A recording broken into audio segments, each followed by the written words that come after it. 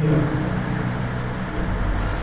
tema da auditoria ambiental, vai ter oportunidade de apresentar a Boa noite a todos. Eu sou o orientador João de Deus, quero agradecer a presença de todo mundo, em especial ao meu orientador, pela força que me deu aí, tanto a escolha do tema, a delimitação e tudo mais. Meu tema, como ele falou, é a auditoria ambiental, tema de suma importância nos dias atuais que vivemos. Bem, dentro do meu tema, eis que surge o seguinte problema: como evitar os impactos ambientais decorrentes das atividades da empresa, prevenindo que eles não se tornem um passivo ambiental. E dentro desse problema, eu tenho a seguinte hipótese: um trabalho de auditoria ambiental pode eliminar os riscos de danos ao meio ambiente com a ação proativa de verificação sistemática nos seus processos, ou seja, a auditoria na execução do seu trabalho como um todo. Bem, estarei abordando no meu objetivo geral, eu quero identificar como que essa ferramenta, a auditoria ambiental, pode contribuir para evitar os riscos de danos ao meio ambiente. Em objetivos específicos, estarei conceituando a auditoria ambiental, estarei abordando também o passivo ambiental e estarei analisando quais que são os riscos ambientais em uma empresa e quais que são essas consequências desses riscos para as mesmas. Bem, quanto à metodologia, eu usei o tipo de pesquisa exploratória e quanto aos meios, eu utilizei o tipo de pesquisa bibliográfica. Estarei iniciando agora aqui no referencial teórico e começarei pela auditoria. A auditoria ela se concretizou devido ao surgimento de grandes empresas, que foram o surgimento das SAs. Porque antigamente as empresas eram formadas, na maioria por empresas familiares. Então, onde o próprio proprietário era o diretor, que seria o pai, e os demais filhos subdivididos nos demais setores da empresa. Então, por empresas familiares. Na mudança de cenário, onde surgiu empresas de capital aberto, então os novos acionistas tinham como exigência que tivesse ali o voto de confiança do auditor, indicando qual era o grau de confiabilidade das demonstrações dessa empresa. Esse surge a auditoria ambiental. Na Revolução Industrial, que ocorreu no século XVIII, a auditoria, assim como a contabilidade em geral, ela sofreu algumas mudanças no seu cenário. Então, teve novos métodos para melhor, ela teve um avanço, vamos dizer assim. E com essa mudança de cenário, as empresas perceberam essa mudança e começaram a surgir empresas específicas de auditoria, que as primeiras foram a Deloitte, a Price e a Mark. São empresas conceituadas que estão aí até hoje no mercado, não só mundial, não só brasileiro como mundial. Já no Brasil, como que foi esse surgimento? As empresas começaram a se instalar filiais no nosso país, onde as matrizes se localizavam no exterior. Então, para atender a demanda da matriz, a mesma teve que seguir a mesma linha de raciocínio e adotar ali a auditoria também. Assim surgiu a auditoria no nosso país. Quanto à aplicação da auditoria ambiental, o auditor ele fará o exame das demonstrações contábeis da empresa, as demonstrações financeiras, chamada auditoria contábil. Nesse contexto, o auditor ele estará fazendo o seu trabalho, na maioria das vezes por amostragem, a auditoria ele estará fazendo as análises das demonstrações, dos balanços, de toda a parte contábil da empresa. E no final ele estará emitindo o seu parecer. Qual que é a ideia do parecer? No parecer ele vai dar a sua opinião e vai também falar qual que é o grau de confiabilidade dessas demonstrações da empresa. Ele vai colocar ali o seu nome e dar qual que é o grau de confiabilidade. A auditoria, assim como a contabilidade, ela é regulamentada pela 6.404, 76. E lá no seu artigo 176, ele vem tratando especificamente de auditoria. O que ele fala? Ele coloca aqui quais são as demonstrações mínimas exigidas que o auditor deve analisar, que é balanço patrimonial, a DRE, que é a demonstração do resultado do exercício, a DLPA, que é a demonstração de patrimônio líquido, e a DFC de 2007 para cá com a 11638. É a demonstração do fluxo de caixa, e substituindo lá a DOA, demonstração de origem e aplicação de recursos. Ao final desse trabalho, o auditor estará concluindo com o seu parecer, resumindo ali tudo o que ele viveu na empresa. Passando aqui agora para a parte da auditoria ambiental, eu venho conceituando qual que é o objetivo geral da auditoria ambiental para a gente ter uma ideia. A auditoria ambiental, ela tem como objetivo geral identificar os possíveis danos que podem ocorrer em decorrência das atividades empresariais. Ela vai identificar quais são esses possíveis danos e agir no foco do problema, prevenindo que este não se torne um passivo ambiental. Então seria prevenir para que não se agrave esse problema. Porque depois que se torna um passivo ambiental, é muito difícil e um custo alto para retornar o que era antes. Então é mais fácil a gente agir na causa do que no problema. Já o surgimento da auditoria ambiental, ela se deu na década de 70, primeiramente nos Estados Unidos, onde ele tinha o principal objetivo na época, era só para atender o físico. Depois ela passou mais para esse lado do SGA, que é o Sistema de Gestão Ambiental, mais para a parte administrativa, vamos dizer assim. Então como mostra a figura, a auditoria ambiental ela vai assegurar, né, que as plantas industriais, você teve um projeto da empresa, que essas plantas industriais estejam dentro dos padrões da legislação, dentro dos padrões de emissões, exigidos pela lei, que é o que a gente vai ver aqui agora. E a auditoria ambiental ela é regulamentada pelo ISO NPR 14000, que surgiu durante a época de 92 e foi lançada internacionalmente em 1996 pela IOS. Então, essa é a lei, essa é a família, né? Dentro da ISO 14000 tem outras subdivisões, mas a 14000 é a família em geral. Que aí dentro dela vem destacando o ISO 19011, que surgiu em 2002, ele é mais específico para a auditoria ambiental.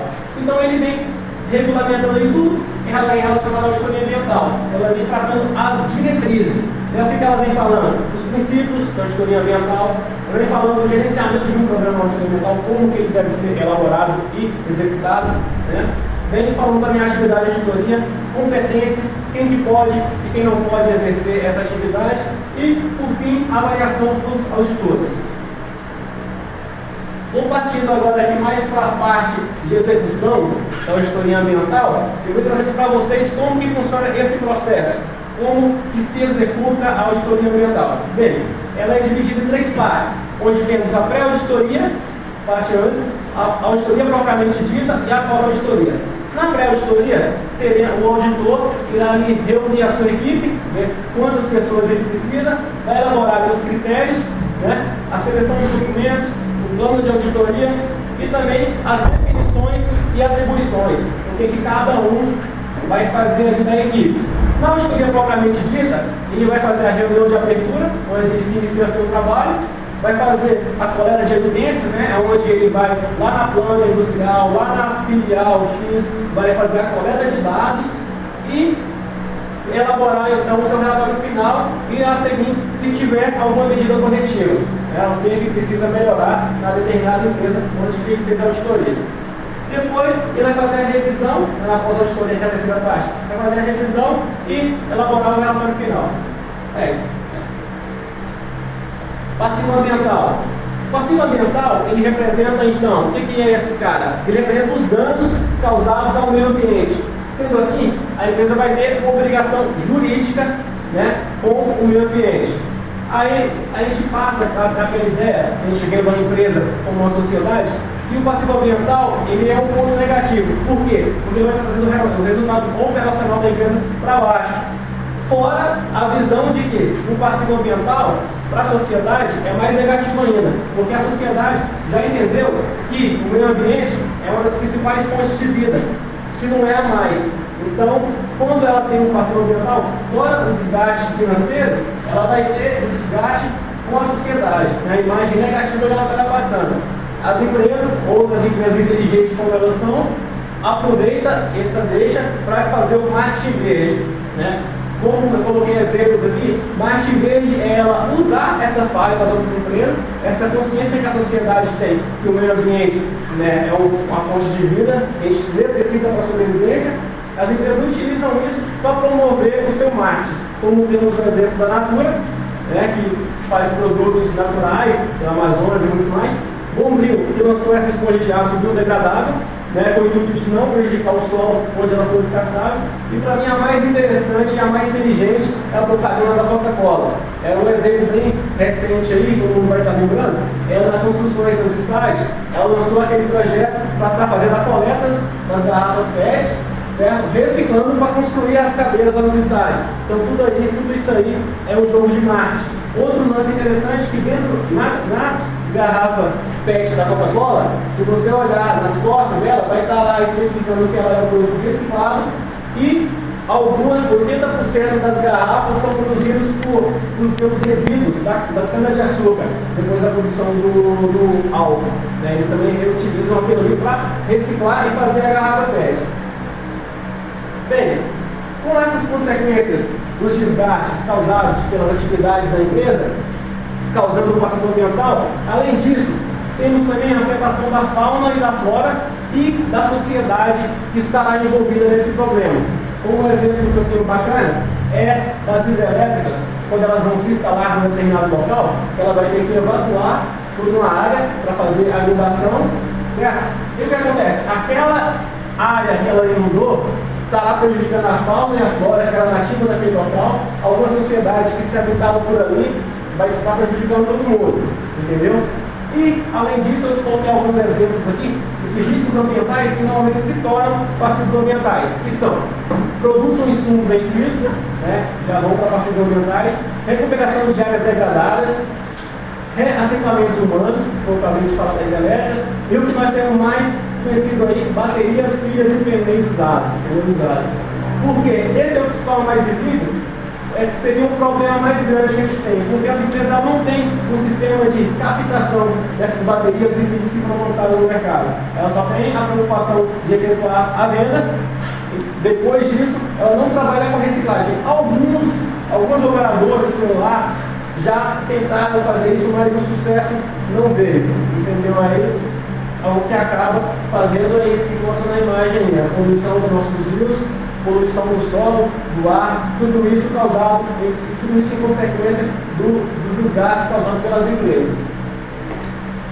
Partindo mais do lado da contabilidade, estarei falando agora qual que é a influência desse passivo ambiental na contabilidade da empresa. O que isso tem a ver com contabilidade? Bem, tem a ver que o passivo ambiental ele será contabilizado no passivo, circulante ou não circulante, né? Com isso, a influência é negativa, porque ele vai estar trazendo o resultado operacional da empresa para baixo, certo? E outros exemplos aí de passivo ambiental, temos na conta banco, temos empréstimos direcionados para tratamento do passivo ambiental, temos, por exemplo, fornecedores, temos maquinados para o tratamento do passivo ambiental, e o mais conhecido, o pessoal gente mais de bolsa aí, é do governo, seriam multas direcionadas ao tratamento de passivo ambiental.